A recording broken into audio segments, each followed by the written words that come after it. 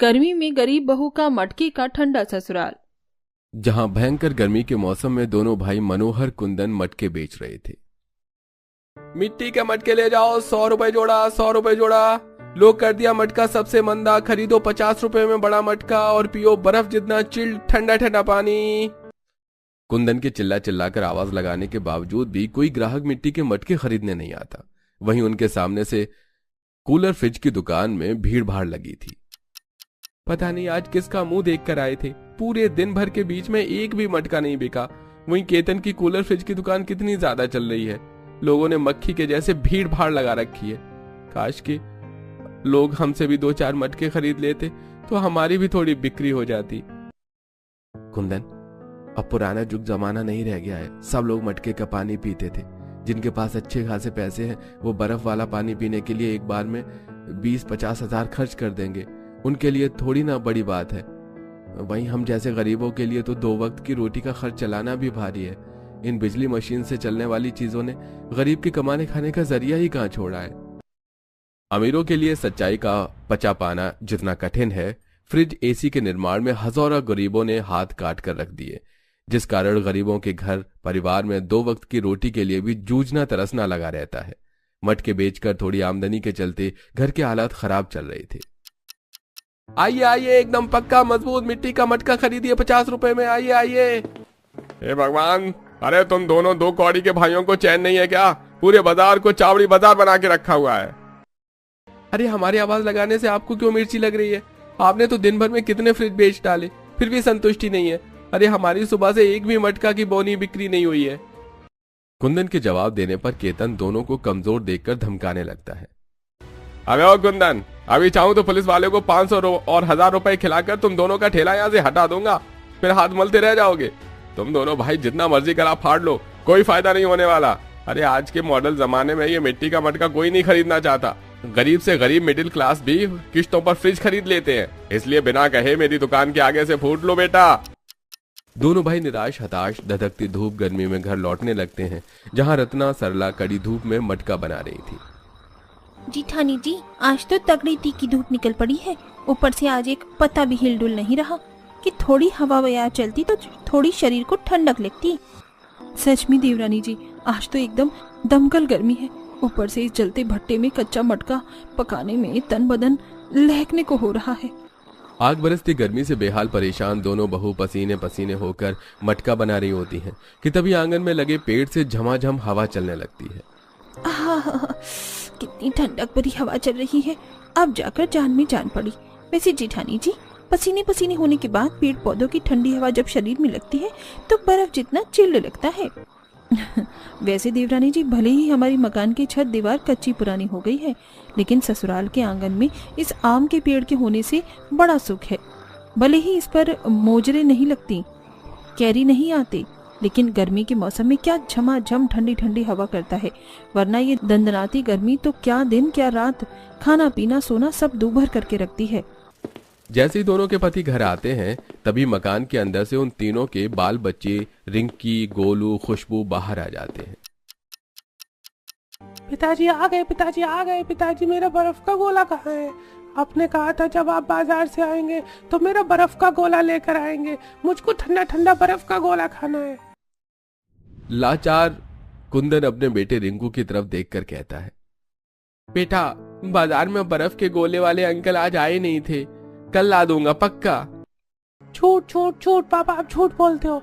आपके मिट्टी के मटके नहीं बिके, इसलिए आप मेरा गोला खरीद कर आज भी नहीं ला पाए। कट्टी कट्टी कट्टी। आप बिल्कुल अच्छे पापा नहीं हो, आप गंदे और गरीब पापा हो। आप हमारे लिए कुछ नहीं करते। गुस्से गुस्से में रिंकू अपने पिता कुंदन को कोसने लगता है। तभी सरला डांट कर कहती है, रिंकू, ये क्या तरीका है अपने पापा से बात करने का? थप्पड़ लगाऊंगी। एक घर का खाना खाया नहीं जाता, जब देखो खाली बाहर का चीज खाना है, वो भी मीठा बर्फ का गोला। खा खा कर पूरे शरीर पर ऐसे फोड़ी फुंसी और दाने निकल रखे हैं। ओ, मैं जा रहा हूँ घर के अंदर, दादी को जाकर बताऊंगा कि माँ ने डांटा मुझे। क्या बात है, आप दोनों भाई इतनी परेशान क्यों दिख रहे हैं? मटके नहीं बिके? नहीं रत्ना, आज तो साफ दुकानदारी नहीं निकली। दिन भर गर्मी में खड़े खड़े हालत खराब हो गई, लेकिन एक फूटी कौड़ी की कमाई नहीं हुई। बड़ी जोर की भूख लगी है, तुम खाना निकाल दो।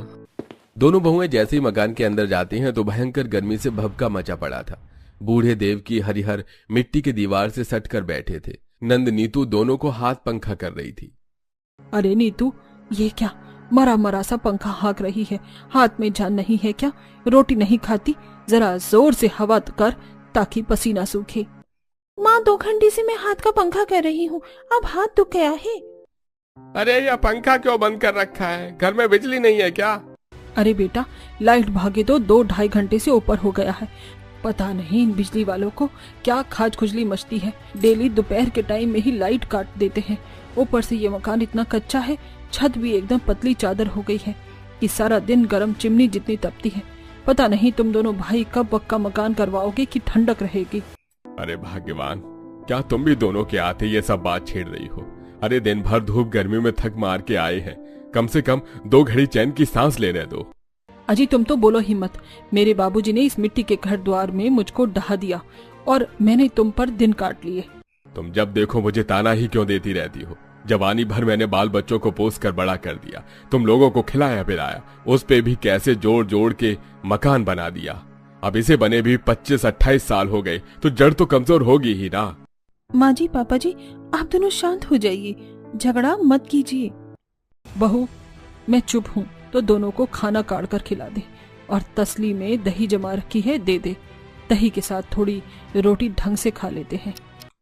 सरला जैसे ही ढक्कन हटाकर देखती है तो दही के अंदर से खट्टी दुर्गंध पूरे मकान में भर जाती है और उस पर फफूंदी बैठी थी। कैसी सड़ी सी बदबू आ रही है बहू, अब तुम दोनों ने क्या चीज खराब कर दी? पापा जी, वो गर्मी से दही फट गई। दही खराब हो जाने की बात सुनकर देव की गुस्से में दोनों बहू पर दाना पानी लेकर चढ़ जाती है। बहू, दही तो खराब होगी ही। तुम दोनों को 2 टाइम की रोटी पानी बनाने के बाद रसोई में देखने का काम थोड़ी है क्या चीज बन रही है, क्या चीज खराब हो रही है। आधा किलो दूध के पैसे पानी में चले गए। माँ जी, घर में भी तो बतेरे काम होते हैं। खाना पीना बनाने के बाद इतना दूर नदी से मिट्टी लेकर आना पड़ता है और पूरा दिन मटका बनाने और उसे पकाने में लग जाता है। अब तुम दोनों ही देखो किस चीज से रोटी खिलाओगे अपने पतियों को, क्योंकि तरकारी तो बनी नहीं है। माँ जी, हमें बस थोड़ी देर दीजिए, हम जुगाड़ लगाते हैं।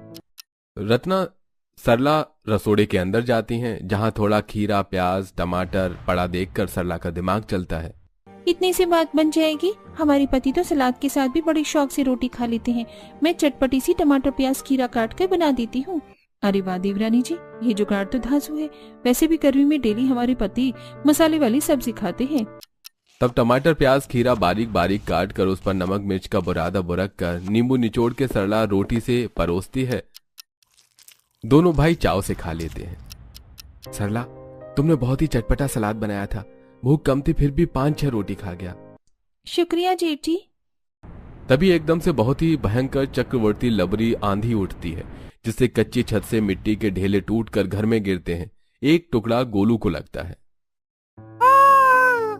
मम्मी! भाई तू ठीक तो है ना? मम्मी देखो, गोलू का सर फूट गया, उसके सर से खून निकल रहा है। गोलू के सिर में से तेजी से खून निकलते देखकर रत्ना फूट फूट कर रोने लगती है। हाय, मैं मर गई, मेरा बेटा। बेचारी, मेरे बच्चे ने जितना खाया पिया नहीं उतने का खून निकल गया। आज ही चलो गोलू को अस्पताल लेकर चलते हैं। बहुत दवा दारू करवाने के लिए हाथ पर पैसा भी तो होना चाहिए। घर में हल्का सा छिल गए हैं, रुई में गरम नूरानी तेल भर के सर पर साट दे, 2 दिन में घाव छूट जाएगा। रत्ना देवकी के बताए नुस्खे को करती है और गोलू को गरम तेल रुई लगा देती है। अब तो इस मकान की मरम्मत जल्द से जल्द करवाना बिल्कुल सख्त जरूरी हो गया है। यह मकान की छत दीवार एक हवा का जरा सा झोंका नहीं झेल पाई। मटके बेचकर घरेलू खर्चा भी सही ढंग से नहीं चल पा रहा है, तो मकान कैसे पक्का करवाएंगे? इतने टाइम से बाजार में मटके बेचकर बहुत देख लिया। एक बार शहरी बाजार चलकर मटके बेचकर देखते हैं। सुना है वहां कुम्हारों का ही काम जमा है। इसी तरह से समय गुजरता है, जहां दोनों बहुएं कड़ाके की गर्मी में कोसों दूर नदी के यहाँ से बोरी में मिट्टी भरकर सिर पर उठाकर लेकर आकर पूरा दिन लगाकर मटके बनाती हैं और उनके पति शहरी बाजार में ले जाकर बेचा करते। ऐसे ही एक दिन इस बार हम नदी किनारे से बलुआ मिट्टी ले आए हैं। चाक पर ये भुरभुरी मिट्टी चल भी नहीं पा रही, बनावट भी खराब हो रही है। और तो और भट्टी में डालते कई मटकी तो फूट गई। इसका क्या करें? उस कोने में इतने सारे मटके के टुकड़े पड़े तो हैं, वही रख दो। सरला सारे टूटे मटके को कोने में रख देती है। तभी ननंद कहती है, भाभी आप दोनों ये मटकी का खप्पर कोने में किस लिए जमा करती हो? पता है आंगन लीपने पोतने में कितनी दिक्कत होती है। जब ये किसी काम की नहीं है तो हटा दीजिए। नीतू, हम इस गर्मी के मौसम में इस मिट्टी को इतनी दूर से लाने में पैरों में छाले पड़ जाते हैं, फिर इस मिट्टी को रौंद कर मटका बनाते हैं। इसके टूट जाने पर फेंक कैसे दे, शायद हमारे काम आ जाए। ऐसे मकान की पुरानी जड़ और दुबली कमजोर दीवारों से चूना सफेदी की पपड़ी झड़के कभी खाने में पड़ जाती तो कभी सोते वक्त उनके चेहरे पर। वहीं दिन रात घर भी गर्मी से दमकता रहता था। एक दिन दोनों मटके बनाने के लिए नदी किनारे से मिट्टी लेने जाती हैं। बाप रे बाप देवरानी जी, आज तो घमासान गर्मी है। जमीन भी ज्वालामुखी की तरह धधक रही है, पैरों में छाले पड़ जाएंगे। थोड़ी धूप घट जाने दीजिए, फिर चलेंगे। चलिए थोड़ी देर जंगल में ही चल लेते हैं, पेड़ पौधों की ठंडक भरी हवा खाएंगे। धूप और गर्मी से परेशान होकर घने जंगल के अंदर वो जाती हैं, जहाँ पेड़ पौधे से बर्फ जितनी ठंडी हवा बयार चल रही थी। दुलारी अपने छप्पर के मकान में बैठी थी, जहाँ काफी ज्यादा ठंडकपन था। अरे रत्ना सरला, बड़े दिनों बाद जंगल में भेंट करने आई हो। जंगल का डगर भूल गई थी तुम तो। क्या बताएं दुलारी अम्मा, पूरा दिन घर के कामकाज और बाकी समय मटका बनाने में निकल जाता है। अरे बाहर क्यों खड़ी हो, भीतर आ जाओ। मुझ गरीब की कुटिया में सुख सुविधा कम है, लेकिन सुकून और ठंडक है। दोनों दुलारी के छप्पर वाली झोपड़ी में आती हैं तो बर्फ जितना ठंडकपन था। कच्ची जमीन मिट्टी से लिपी हुई थी। अरे वो अम्मा, तुम्हारी झोपड़ी तो बगैर ऐसी कूलर पंखा के बर्फ जितनी ठंडक कर रही है, इंसान को बगैर खाए भी सुकून की नींद पड़ जाए। बिटिया, मेरी मड़ई के अंदर ठंडक तो रहेगी ही। रोज नदी किनारे से मिट्टी लाकर अपने घर को लीपती पोतती हूँ, तो मेरे मकान की छत पर भी मिट्टी की ही है, और मिट्टी तो गर्मी के मौसम में ठंडी रहती है। वैसे अम्मा, आपके घर को कितना समय हो गया बने? बिटिया, इस छप्पर के झोपड़े को तो बने हुए कोई जुग जमाना गुजर गया। बहुत सारे सर्दी गर्मी बारिश का मौसम झेला है, लेकिन मजाल है जो आंधी तूफान में एक छप्पर भी टस से मस हो जाए। बूढ़ी दुलारी के छप्पर वाले घर में इतनी ठंडक देखकर रतन सरला का दिमाग चलता है और घर लौटकर वो बेकार पड़ी सारे मटके के टुकड़ों को इकट्ठा करती है। इसे देखकर देवकी, अरे तुम देवरानी जेठानी को आज खाने पीने के सुध है कि नहीं, और ये मिट्टी के टूटे टुकड़ों को क्यों बटोर रही हो? माँ जी, हम इस मटकों के टुकड़ों का अपनी छत पर छप्पर चढ़ाएंगी, ताकि छत मजबूत हो सके, और ये मिट्टी की बनी मटके हमारे मकान के अंदर थोड़ा ठंडक भी करेंगी। सरला का खराब पड़े मटके के टुकड़ों से छत बनाने का विचार देवकी और नीतू को भी जंचता है। अब नीतू लकड़ी की सीढ़ी लगाकर मचान के ऊपर चढ़ जाती है, पर दोनों बहू हैं उसको मटके के टुकड़े पकड़ाती जाती हैं, जिसे वो लाइन से लगती जाती हैं, और लगभग 3-4 घंटे की मेहनत के बाद मटके की मजबूत छत तैयार हो जाती है और धीरे धीरे घर के अंदर की घमस भी उड़न छू हो जाती है। क्या बात है, आज से मकान के अंदर काफी ठंडक है और घर को मिट्टी से लीपा पोता है क्या? नहीं मनोहर, तुम दोनों की लुगाइयों ने जुगाड़ लगाकर छत ठीक किया है, छत पर मिट्टी की छप्पर चढ़ाई है। वैसे देवकी, हमारे जमाने में लोग मिट्टी और छप्पर के घर में ही तो रहते थे, तब कौन सा ये हवा खाने के लिए पंखा कूलर होता था या ठंडा पानी पीने के लिए फ्रिज होता था। मटके का पानी पीकर और छप्पर के घर में रहकर तो सुख से समय कटता था। मटके के छत के चलते अब गर्मी का कहर भरा प्रभाव गरीब परिवार के घर पर नहीं पड़ता। ऐसे ही 2-4 दिन गुजरते हैं। एक दिन भर मूसलाधार की बारिश बरसती रह जाती है, जिससे दीवारों से मिट्टी बहने लगती है। माँ, ये दीवारों का सारा चूना बारिश में पानी में साफ हो गया। दीवार की मिट्टी पिघल रही है, घर न ढह जाए। आंधी पानी भी तो इतनी तेजी से बरस रहा है, कोई भरोसा नहीं है। तभी जोर से बिजली चमकने के साथ साथ तेज आंधी से घर की दीवारों में दरार आ जाती है और मिट्टी गिरने लगती है। मम्मी देखो, दीवार हिल रही है, मुझको डर लग रहा है। मम्मी, हमारा घर टूट जाएगा तो हम कहाँ जाएंगे? अरे बहू, तुम दोनों देख क्या रही हो? जल्दी से बाल बच्चों को लेकर बाहर निकलो, ये मकान कब जड़ से धंसकर गिर जाए कोई ठिकाना नहीं है। पूरा गरीब ससुराल जैसे मकान खाली करके बाहर निकलता है तो दीवारें गिर जाती और देव की छाती पीट लेती है। तू बड़ा कठोर है ऊपर वाले, गरीबों को केवल दुख ही देता है। क्या मिला तुझे हम जैसे गरीब परिवार वालों से छत छीन कर? माँ जी चुप हो जाइए, हम सब सही सलामत हैं, घर तो फिर बना लेंगे। इतनी महंगाई के दौर में कहाँ से मकान बनवा लेंगे? रत्ना, पक्का मकान बनाना पान पर चूना लगाने जितना आसान नहीं है। अरे ईंट, सीमेंट, बालू, रेत और मिस्त्री लगेंगे। अब रोड पर रहने का दिन आ गया है। तभी सरला आंगन में पड़े उन्हीं मटकों के टुकड़ों को देखती है जो कि सही थे और ढांढस बांध कर कहती है, आप सब लोग चिंता मत कीजिए, मना की हम पक्का मकान नहीं बना सकते, इसलिए इन मटकों से छावनी बनाएंगे। पहले हम छत और मकान की नींव मिट्टी से डालेंगे और फिर मटके लगाएंगे। तब गर्मी हो चाहे मॉनसून, हमारा घर स्थिर रहेगा और ठंडा भी। पूरा गरीब ससुराल मिट्टी के मटके का घर बनाने के ख्याल से सहमत होता है। कुछ ही देर में बारिश छूट जाती है और दोबारा से कड़ी धूप निकल जाती है और घमस भरा माहौल हो जाता है, जहां दोनों के पति जंगल से लकड़ी काट कर लाते हैं। सास नंद जंगल से मिट्टी इकट्ठा करके लाती है और दोनों बहू गहरी नींव खोद के घर बनाती है और पूरी नींव मिट्टी से तैयार होने के बाद वो गीली मिट्टी के सतह पर मटके चिपकाती है। इससे पहले कि छत दीवार की मिट्टी सूख जाए, हमें इन पर मटकों को अच्छे से गाड़ कर चिपकाना होगा, ताकि मिट्टी सूखने के 8 में ये पक्के हो जाएंगे। अब कुछ लोग दीवारों पर मटकों के टुकड़ों को लगाते हैं और कुछ लोग सीढ़ी के सहारे छत पर छप्पर लगा देते हैं, जिसे अब पूरी तरह उनका घर मटकों के बनावट में झिलमिलाने लगता है। लगभग 2 दिनों तक पूरी परिवार तिरपाल में रहता है और मटकों का घर पूरी तरह सूखने के बाद जब अंदर जाते हैं तो उन्हें काफी ठंडक महसूस होती है।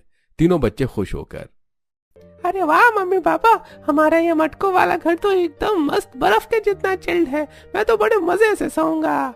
ऐसा लग रहा है हमारे मकान के अंदर एसी लगी हो। अब हमको गर्मी से खुजली खुजली भी नहीं होगी। सचमुच बहुओं, तुम दोनों का यह मटकों से मकान बनाने का विचार बहुत उत्तम था। बस अब कुछ बनाकर खिला दो। 2 दिन से मैदे का पाव खाकर पेट नहीं भरा है। खाना बनाने की बात सुनकर दोनों बहुएं दुविधा में पड़ जाती हैं, क्योंकि सब कुछ बारिश में उजड़ जाने के चलते न तो उनके पास चूल्हा उपलब्ध था और न ही खाना बनाने के लिए बर्तन थे। रतन जीजी, बिना कढ़ाई पतीले बर्तन के हम खाना पीना किस में बनाएंगे? भाभी, जब आप लोगों ने मटकों से जुगाड़ लगाकर ये पक्का मकान खड़ा कर दिया तो बर्तन और चूल्हा बनाना कौन सी बड़ी बात है। मिट्टी के बर्तन बना लीजिए। ये चीज हमने पहले क्यों नहीं सोची? वैसे भी गर्मी के मौसम में मिट्टी के बर्तनों में खाना काफी देर तक टिकेगा, खराब भी नहीं होगा और स्वाद में सौंधापन होता है। दोनों बहुएं दोबारा से दमकती गर्मी में नदी किनारे से काफी सारी मिट्टी खोद कर लाती हैं और जहां रत्ना मिट्टी से 2 मुंह वाला चूल्हा बनाती है तो वहीं सरला मिट्टी के हांडी, बर्तन, मटका और मसालेदानी भी बनती है और उन्हें आग में पक्का करती है। जिठानी जी, ये देखिए, मैंने मिट्टी से कढ़ाई, भगोना, तसला, थाली, प्लेट और मसाले रखने के लिए मसालेदानी भी बनाए हैं और दही जमाने के लिए हांडी भी बनाए हैं, ताकि गर्मी के मौसम में हम ठंडी ठंडी दही जमा कर खा सकें। क्या बात है देवरानी, तुम तो पक्की कुम्हारिन हो। इतने प्यारे प्यारे मिट्टी के बर्तन बनाए हैं तुमने। वैसे मैंने तो चूल्हा डाल दिया है, थोड़ी देर में सूख जाएगा तो खाना पीना कर लेंगे। तब तक हम राशन ले आते हैं। दोनों भाई राशन लाकर दे देते हैं और बहुएं अपने मटके वाले ठंडक भरे रसोई में सबको मिट्टी के बर्तनों में खाना पकाकर और परोस कर खिलाती हैं। वाह बहू, इस मिट्टी वाली कढ़ाई की सब्जी में तो एकदम गांव देहात जैसा तीखा, चटपटा, दमदार सब्जी बना है। खाने का मजा आ गया। उस दिन पूरा परिवार सुकून से खा पी कर मटके वाले ठंडक भरे ससुराल में चैन की नींद सोता है। वहीं अपने घर के साथ सजावट के लिए मटकों के आकार के ही गुलदस्ते बनाती हैं और उसे अपने घर को सजाती हैं। यहाँ तक कि वो उनसे गमले वगैरह भी बनाकर छोटा सा बगीचा भी बनाती हैं। वहीं उनके पति अब मटके के साथ साथ मिट्टी के गुलदस्ते और पौधे लगाने के लिए गमले वगैरह भी बनाकर बेचने लगते हैं, जिससे उनकी बिक्री में इजाफा आता है और अब वो अपने परिवार का खर्चा कुशलता से चलाने लगते हैं और इस तरह गरीब बहुएं अपने ठंडक भरे मटके ससुराल में खुशी से रहने लगती हैं।